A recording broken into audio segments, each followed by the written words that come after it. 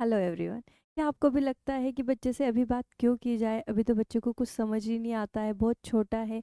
इससे बात करना मतलब ये कोई रिस्पॉन्स तो करता नहीं है, क्यों सब बोलते रहते हैं कि इनसे बात क्यों करें?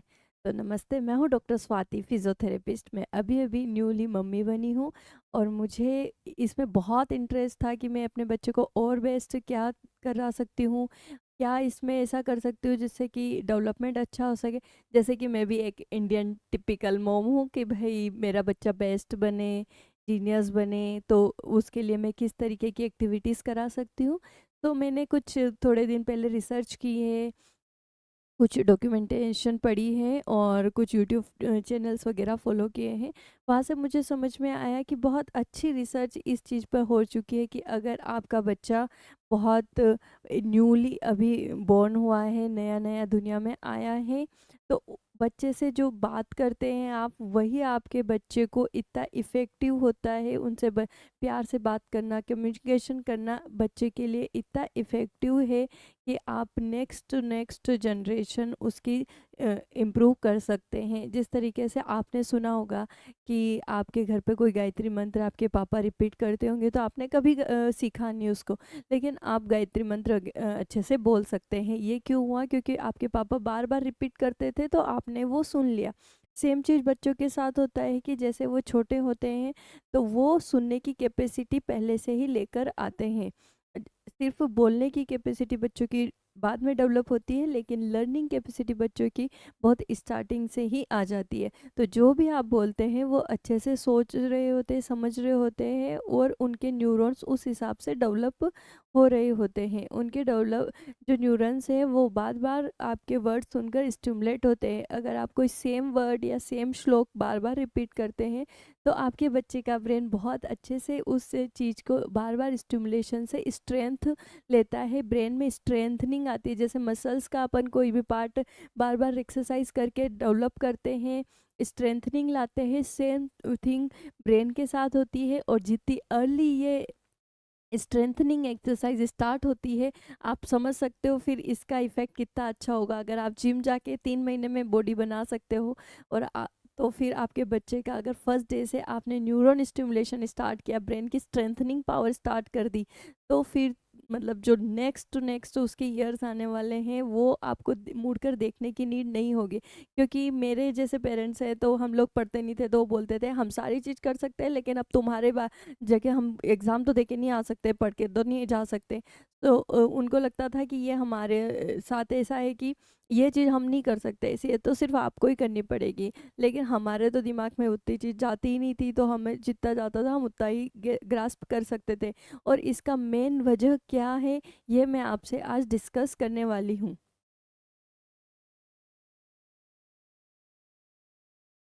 अगर आप देख रहे होंगे, तो ये न्यूबॉर्न बेबी के न्यूरॉन्स हैं, ये 1 महीने पुराने बेबी के न्यूरॉन्स हैं, ये 9 मंथ पुराने बेबी के न्यूरॉन्स हैं, ये 2 ईयर के बेबी के न्यूरॉन्स हैं, और ये एडल्ट हम लोगों के न्यूरॉन्स हैं।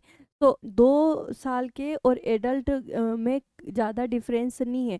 इवन जो 2 साल के न्यूरॉन हैं ये ज़्यादा है कंपेयर टू एडल्ट के, लेकिन एडल्ट वाले जो न्यूरॉन्स हैं वो ज़्यादा स्ट्रॉन्ग दिख रहे हैं, ज़्यादा ब्लैक दिख रहे हैं। और 2 ईयर्स वाले ज़्यादा स्ट्रॉन्ग नहीं है, ज़्यादा ब्लैक नहीं है, लेकिन न्यूरॉन्स ज़्यादा इसमें दिख रहे हैं। इस चीज़ को यहाँ तक प्रिजर्व करना ये हम पेरेंट्स का काम है। अगर आप ये कर लेते हो कि बच्चे से बात कर रहे हो, आप रिपीटेडली उनसे बात करते जा रहे हो, उनको नए नए वर्ड सिखाते जा रहे हो, तो ये जो न्यूरॉन्स हैं ये इतने के इतने ही स्ट्रॉन्ग होंगे। और जितने ज़्यादा बेबी के न्यूरॉन्स स्ट्रॉन्ग रहेंगे, वो उतने ज़्यादा इस पढ़ाई करने में और किसी से बात करने में, कम्युनिकेशन करने में कैपेबल रहेगा, उतने ज़्यादा शब्द याद करने में कैपेबल रहेगा। जितने ज़्यादा बच्चा शब्द याद कर सकता है, उतने ज़्यादा ही बच्चा बोल सकता है, उतने ज़्यादा हायर एजुकेशन बच्चा गेन कर सकता है। क्योंकि जो वर्ड्स मुझे आते ही नहीं है, वो तो मैं कैसे बोलूँगी और किसे किसी को समझा पाऊँगी। लेकिन जितने वर्ड्स मुझे आएंगे, जैसे कि अभी मैं आपसे हिंदी में बात करने में ज़्यादा कंफर्टेबल हूँ कंपेयर टू इंग्लिश, क्योंकि मेरी इंग्लिश उतनी अच्छी नहीं है। सेम यही सिचुएशन होती है जब बच्चे को उतने वर्ड्स ही नहीं आते हैं। जैसे अगर वो हिंदी के जितने वर्ड्स हम जानते हैं, इतने अगर इंग्लिश के वर्ड्स भी अगर अपन को पता होते या मुझे पता होते, तो मैं आपसे ज़्यादा बेटर इंग्लिश में बात कर पाती। बट क्योंकि मेरे बोर्न टाइम पर ज़्यादा हिंदी इन्वायरमेंट था, या शुरू से मैंने हिंदी वाला इन्वायरमेंट देखा, तो उतना मेरे साथ इंग्लिश की लैंग्वेज डेवलप नहीं हो पाई। लेकिन फिर भी क्योंकि हमारे न्यूरॉन्स हमेशा बनते रहते हैं, ऐसा नहीं है कि वो बोर्न के बर्थ के बाद में बनना बंद हो जाता है, इसलिए थोड़ी बहुत हम सीख जाते हैं। बट जितना अच्छा अपन बचपन में सीखते हैं उतना स्ट्रोंग नहीं सीख पाते, क्योंकि बचपन में आपके न्यूरॉन्स डेवलप हो रहे होते हैं। और रिसर्च बताती है कि 0 to 2 years आपका 80% ब्रेन बन चुका होता है, और 5 year तक 100% ब्रेन के सेल्स ग्रोथ हो चुके होते हैं। उसके बाद में न्यू सेल्स की ग्रोथ होती है, बट बहुत स्लो। जस्ट लाइक कि अगर आपका बेबी 18 साल तक के बच्चों में मसल्स डेवलपमेंट बहुत फास्ट हो जाएगा, हर चीज़ उनके ऊपर बहुत जल्दी जल्दी काम करती है, जैसे एज बढ़ना, सॉरी, लेंथ बढ़ना वगैरह सब चीज़। लेकिन आफ्टर 18 उनकी मसल्स बनना स्लो रहती है, उनकी हाइट बढ़ना स्लो रहती है। अगर कोई भी चीज़ आप उनके ऊपर वर्क कर रहे हो तो वो स्लो प्रोसेस करती है। ये सेम चीज़ ब्रेन के साथ है। इसलिए अगर आप उनके 0 से 2 years वाले पीरियड में उनकी हेल्प करते हैं, तो ये बहुत इफ़ेक्टिव पीरियड उनके लिए रहता है। रिसर्चर्स शो करती हैं कि उन्होंने 3 फैमिलीज़ के ऊपर ये रिसर्च की कि सिर्फ़ उनके बच्चे किस तरीके से उनके साथ घर में इन्वायरमेंट मिलता है, उनसे किस तरीके से बात की जाती है। तो 7 मंथ के बेबी से लेके एंड एटलीस्ट 2 ईयर तक के बेबी के साथ में, 7 मंथ to 2 ईयर्स के बेबीज़ के साथ में ये रिसर्च हुई है। इसमें 3 टाइप्स ऑफ फैमिली ली गई है, इम्पावर्ड, पॉवर्टी वाली family, working class family and professional families. इन तीनों फैमिलीज में हर मंथ एक विजिट होती थी टीम की, एंड उनसे वहाँ जाके वो बस ये ऑब्जर्व करते थे कि बच्चों के साथ में पेरेंट्स कैसे इंटरेक्ट हो रहे हैं, कैसा माहौल उनको मिल रहा है, क्या कम्युनिकेशन होती है, क्या बातचीत होती है, और कितने घंटे बच्चों के साथ कौन कैसे बात करता है। इस रिसर्च से ये प्रूफ हुआ कि जो पॉवर्टी वाली फैमिली थी, वो बच्चा 11 मिलियन वर्ड्स सीखा, ठीक है। एंड वर्किंग क्लास फैमिली में 24 मिलियन वर्ड्स मिले, एंड द प्रोफेशनल फैमिली में 43 मिलियंस वर्ड्स मिले। जो बाई एज 3 उन्होंने ये डिफरेंट पाया कि 3 एज में उनको पॉवर्टी वाली फैमिली में सिर्फ 11 मिलियन वर्ड्स मिले। जैसे कि आज अगर मैं बात कर रही हूँ तो हो सकता है मुझे 1 मिलियन, 2 मिलियन, 3 मिलियन वर्ड्स आते हैं। इस तरीके से पॉवर्टी वाले जो बच्चे थे उनको 3 साल की एज में उनमें 11 मिलियन वर्ड्स मिले। सेम वर्किंग क्लास के बच्चों में 24 मिलियन वर्ड्स मिले, और प्रोफेशनल फैमिली में 43 मिलियन वर्ड्स मिले। तो ये जो डिफरेंस है, ये डिफरेंस इस बात का नहीं है कि वहाँ पे उनको बहुत ज़्यादा खिलौने मिल रहे थे, उनके पड़ोसी बहुत अच्छे थे, या उनका इन्वायरमेंट बहुत अच्छा था, इन सब में से उनके पास बहुत ज़्यादा पैसे थे, ये सब मैटर नहीं करा। सबसे बात मेन मैटर करी है कि उनकी फैमिली उनके साथ बहुत ज़्यादा बात करती थी, बहुत ज़्यादा इंटरेक्ट करती थी, और ये चीज़ उनके लिए बहुत पॉजिटिव साबित हुई। जैसे कि इसमें बता रहा है कि ज़्यादा बात करना मतलब ज़्यादा लर्निंग अपॉर्चुनिटी और ज़्यादा ब्राइट फ्यूचर। सिंपल सी बात है कि जितने ज़्यादा शब्द उनको आएंगे, जितने ज़्यादा शब्द उनको आएंगे, उतना ज़्यादा ही वो आगे रीड कर पाएंगे। ज़्यादा रीड करेंगे तो ज़्यादा हायर एजुकेशन अचीव करेंगे। और सेम चीज़ यहाँ पर प्रूफ हुई है कि जिन बच्चों को 11 ये जो डिफरेंस है, ये आगे भी सेम डिफरेंस रहा। जिन बच्चों में वेलफेयर फैमिलीज़ के बच्चे थे, वो हायर एजुकेशन तक नहीं पहुंच पाए, वो 11th-12th की एजुकेशन तक रह गए, क्योंकि उनके वर्ड्स लिमिटेड थे, उनके पास वर्ड्स लिमिटेड थे। तो वो जब पढ़ते थे, उनकी बुक्स थी, वो उनको उतनी ही समझ आती थी जितना कि उनकी बुक्स में उनको वर्ड्सिंग पता है। तो वो उस लैंग्वेज को ज़्यादा ग्रास्प नहीं कर पाए हैं, जो बुक्स की लैंग्वेज होती है उसको ज़्यादा ग्रास्प नहीं कर पाए, क्योंकि उनके वर्ड्स लिमिटेड थे उनके पास में। वेलफेयर फैमिली के साथ में ये हुआ। देन वर्किंग क्लास फैमिली, जो कि 11th-12th and like higher education तक पहुंची।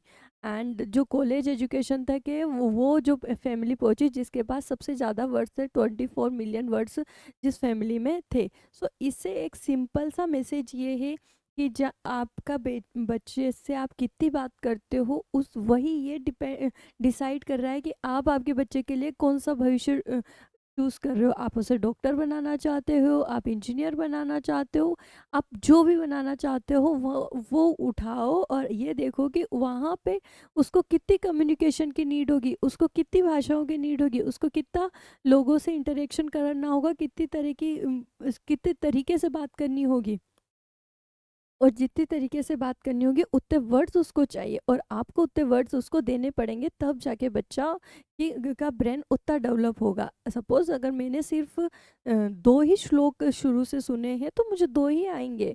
मुझे हनुमान चालीसा नहीं आती क्योंकि मेरी जो फैमिली बैकग्राउंड है वो कृष्ण फैमिली बैकग्राउंड है, जहाँ पे यमुना अष्टक और ये चलता है, बिल्कुल भी वो बैकग्राउंड नहीं है, मतलब तो मुझे नहीं आता। तो आज जब मैं बुक्स खोलती हूँ तो मुझे स्टार्टिंग की 2 लाइनें ही आती है हनुमान चालीसा की, उसके बाद में मैं ब्लैंक हो जाती हूँ, मुझे कॉपी खोलनी पड़ती है अभी जो मैं बच्चे को सिखा रही हूँ। तो ये चीज़ इसलिए हुई है क्योंकि मैंने सुना ही नहीं है तो मुझे नहीं आता। हाँ, मैं पढ़ूंगी तो मुझे वापस से 10-15 दिन 2-4 महीने में मैं सीख जाऊंगी, पर उस पर मुझे काम करना पड़ेगा बहुत ज़्यादा, 2-5 महीने तक या फिर 1 महीना बहुत अच्छे से करने के लिए। तो अगर बच्चा उस चीज़ को पढ़ा है, जानता है, तो वो बहुत अच्छे से उस चीज़ को ग्रास्प कर लेगा। मुझे लाइक यमुनाष्टक आता है तो मैं अगर भूल भी जाऊंगी तो मुझे कोई ऐसे रिकॉल करेगा, मुझे याद आ जाएगा। अगर आपने संस्कृत पढ़ी है तो संस्कृत की कोई भी चीज़ आपसे पढ़ाएंगे तो आप पढ़ सकते हो। तो मेन मोटो इज़ कि 0 to 30 ईयर तक बच्चा ये सीखता है कि कैसे पढ़े, एंड आफ्टर द 30 जो उसने पढ़ा होता है वो लर्न करना सीखता है। सिर्फ पढ़ना सीखता है, वो कैसे पढ़े ये तो 3 ईयर तक ख़त्म हो जाता है उसका, और उसके बाद में जो प्रोसेस होती है कैसे पढ़े सीखने की ये बहुत स्लो हो जाती है।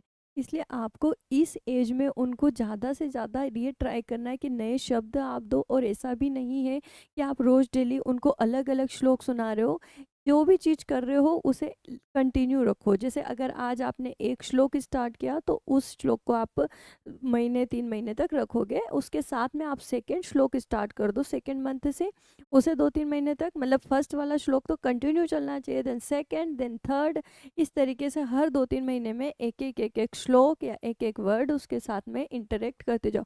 क्योंकि अपन को ऐसा ही लगता है लेकिन 365 दिन होते हैं साल में, और 365 दिन में 365 वर्ड्स तो आप बच्चों को सिखा ही सकते हैं। तो ये यहाँ पे ये प्रूफ होता है कि आप उनको कैसी भी लैंग्वेज सिखा सकते हैं। आप जैसा बोलेंगे, हिंदी, इंग्लिश, संस्कृत, मराठी, वो वैसी भाषा आपके सीख जाएंगे। अगर आप चाहते हो कि वो फ्लुएंट रहे इंग्लिश में तो आप उससे थोड़ी बहुत ही लेकिन इंग्लिश की वोकेबलरी दो। ऐसा नहीं है कि आपको सेंटेंस पढ़ना है, सेंटेंस नहीं आता कोई बात नहीं, लेकिन आपको आता है कि ईट, खाना खा लो, तो उसे बस के ओके ईट, तो आपको जो आता है वर्ड्स आते हैं वो बच्चों को दे दो। वो वर्ड्स से बाद में सेंटेंस फॉर्मिंग करना सीख लेंगे, लेकिन उनको वर्ड्स देना ज़्यादा ज़रूरी है, डिक्शनरी देना ज़्यादा ज़रूरी है। इसके साथ में ही ये बहुत ज़्यादा मिथ है कि बच्चों को जब हम 11वीं 12वीं के बाद कॉलेज में जाते हैं तो हम उनके ऊपर लाखों करोड़ों खर्च करने के लिए रेडी हो जाते हैं। लेकिन अभी जो अगर कोई कह दे कि मैं 10,000 की ट्यूशन इसको की लूँगा, तो अपन कहेंगे कि इतने छोटे बच्चे के लिए 10,000 नहीं देंगे हम। लेकिन सबसे मेन बात यही आती है कि जितनी फास्ट आप उसके डेवलपमेंट में इन्वेस्ट करना शुरू करेंगे उतना फास्ट आपको रिटर्न आएगा और उतना अच्छा आपको रिटर्न मिलेगा। ये बस एक इस तरीके से है कि आप अगर उसके अर्ली एजुकेशन में इन्वेस्ट करते हैं तो आपको बहुत अच्छा रिजल्ट मिलेगा, क्योंकि अर्ली एजुकेशन में उसके जो न्यूरॉन्स हैं वो उस हिसाब से डेवलप हो रहे हैं। अब न्यूरॉन्स तो बन रहे हैं, लेकिन आप कैसे न्यूरॉन्स बनाना चाहते हो ये आपके ऊपर है। अगर आप इंग्लिश वाले न्यूरॉन्स बनाते हो, हिंदी वाले न्यूरॉन्स बनाते हो, अच्छी वोकेबलरी के न्यूरॉन्स बनाते हो, अच्छे एक्सरसाइजेस के न्यूरॉन्स बनाते हो, तो वो उसको लॉन्ग लास्टिंग उसके साथ रहेंगे। उसके लिए अगर आपके पास टाइम नहीं है तो आप उसको एक अच्छा टीचर हायर करके दे सकते हो, मतलब उसकी एजुकेशन पे आप आज इन्वेस्ट कर रहे हो ताकि आपको बाद में कम इन्वेस्ट करना पड़े। 1 लाख रुपए अगर आप 1 साल के 1 ईयर में इन्वेस्ट करते हो, 3 लाख रुपए 3 ईयर में और 5 लाख रुपए 5 ईयर में, तो जो कि आप मेडिकल की करोड़ों रुपए की सीट्स खरीदते हो या इंजीनियरिंग की सीट्स का डोनेशन देते हो, वो आपका ख़त्म हो जाएगा, क्योंकि आप यहाँ पर बच्चे के न्यूरॉन्स स्ट्रॉन्ग कर चुके हो, उसकी उतनी वोकेबलरी दे चुके हो कि वो एग्ज़ाम क्रैक करने के लिए कैपेबल है। तो आई होप कि मेरा मोटो आपको समझ में आ गया है। मेरा मोटो ये है कि आप जल्दी से जल्दी ज़्यादा से ज़्यादा बच्चों से बात करो, प्यार करो उनको, उनको सॉन्ग सुनाओ, उनको श्लोक सुनाओ, उनके साथ में घूमो आप, उनको नए-नए एनवायरनमेंट दिखाओ एंड एक पॉजिटिव इन्वायरमेंट बच्चों को दो, लेकिन एक साइलेंट इन्वायरमेंट बच्चों को नहीं देना है। पॉवर्टी वाली फैमिली में सिर्फ यही होता है कि वो बच्चों को एक जगह पे सुला देते हैं, वो काम करते रहते हैं, वो खाना बनाते रहते हैं, वो बिजी रहते हैं उनके काम में, लेकिन उनके पास टाइम नहीं होता है। या फिर वो कुछ कर रहे होते हैं, जैसे कि बच्चे का कपड़े चेंज किए, तो वो बच्चे से बात नहीं कर रहे होते हैं, उनका काम में बिजी रहते हैं। लेकिन बाकी फैमिली है, प्रोफेशनल फैमिलीज है, वो बच्चों के साथ में हर तरीके से इंटरेक्ट आती है। अच्छा, आपने डायपर गीला कर दिया, चलो मैं आपका डायपर चेंज कर देता हूँ, ओके आपके क्लोथ्स चेंज कर देते हैं, चले अपन नहाने चलेंगे, वाह ठंडा ठंडा पानी है, अच्छा आपको ज़्यादा ठंडा तो नहीं लग रहा, चलो गर्म कर देते हैं, ओके आप कौन से वाले कपड़े पहनेंगे, आपको ये पसंद आ रहे हैं, चलो अपन ये वाला निकालते हैं, ओके चलो आपको आज डायपर फ्री टाइम देते हैं, चलो अपन थोड़ी एक्सरसाइजेस करेंगे, ओके पापा कहाँ जा रहे हैं, चलो पूछते हैं पापा कहाँ जा रहे हैं, चलो इनको छोड़ने चलते हैं। तो ये चीज़ें, अब उधर से तो कोई रिस्पॉन्स नहीं आ रहा है, लेकिन वो सुन रहे हैं, तो आपको उनसे जितनी ज़्यादा इंटरेक्शन करोगे उतना ज़्यादा पॉजिटिवली इफेक्ट आएगा और उनके ब्रेन उन सारी बातों को ग्रास्प करेंगे। डिफ़िकल्ट है, बट इतना डिफ़िकल्ट नहीं है कि जब बच्चे बहुत मैच्योर हो जाते हैं तो हम थक जाते हैं उनको बोल बोल के, लेकिन वहाँ पे अपन कुछ नहीं कर सकते। लेकिन अगर आप उन पेरेंट्स में से हैं जिनको जो ये सोचते हैं कि हम क्या कर सकते हैं, तो हम ये कर सकते हैं, आई डोंट नो बाद में बच्चे क्या कर सकते हैं और कितना कर सकते हैं, ये तो मैं भी आगे जाके देखूंगी मेरा बेबी क्या क्या कर सकता है, कैसा रहेगा। लेकिन अभी मैंने ये सर्च किया है कि एज अ पेरेंट्स मैं क्या कर सकते हो अपने बेबी के साथ में। तो मुझे ये बहुत इंटरेस्टिंग चीज़ लगी कि आप लोगों के साथ भी मुझे साझा करनी चाहिए, क्योंकि एज अ पेरेंट्स हम सब चाहते हैं कि हमारे बच्चे जीनियस हो, अच्छा पढ़े, अच्छा कम्युनिकेशन रहे, और आज का जो इन्वायरमेंट है, आज का जो डेवलपमेंट है उस हिसाब से डेवलप्ड हो। तो ये जो रिसर्चर्स हैं ये आपको पता होनी चाहिए। साथ में मैं आपको एक और रिसर्च बताना चाहती हूँ, जो कि ये है, इसमें ये एक नॉर्मल रिसर्च हुई है जिसमें कि जैसे हमारे यहाँ पे इन्वायरमेंट है हिंदी का, तो हिंदी के इन्वायरमेंट में एक इंग्लिश के टीचर्स आए, और वो बच्चों को उन्होंने 1 साल तक 1 घंटा रोज़ डेली इंग्लिश सिखाई, हिंदी एंड इंग्लिश दोनों चीज़ें सिखाई, और जो बेबी को 6 मंथ से लेके 12 मंथ तक सिखाई उन्होंने। तो जो वर्ड्स सिखाए उन्होंने, तो उस टाइम पे उनकी उनके ब्रेन पे जो रिसर्च हुई, तो जो वर्ड्स इंग्लिश वाले टीचर्स उनको सिखा रहे थे, वो वर्ड्स उन बच्चों के दिमाग में थे। ठीक है, हिंदी के भी थे, इंग्लिश के भी थे। जैसे मैं अभी कोई भी बात कर रही हूँ आपसे, तो आपको वो चीज़ ऐसे कैसी है आपके ब्रेन में।